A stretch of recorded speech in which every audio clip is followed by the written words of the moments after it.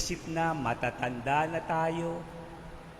This is time for us to rediscover that quality na tayo ay maging natural.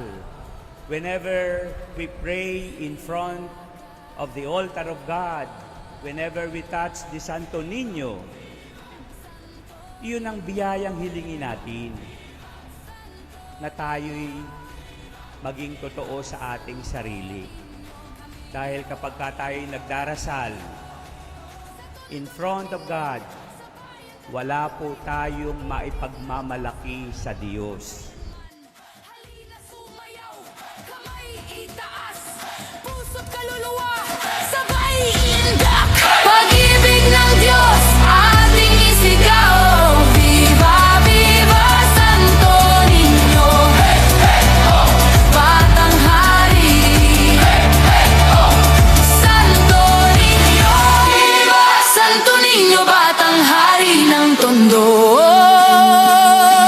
Sa bawat hakbang, ikaw ang kasama ko.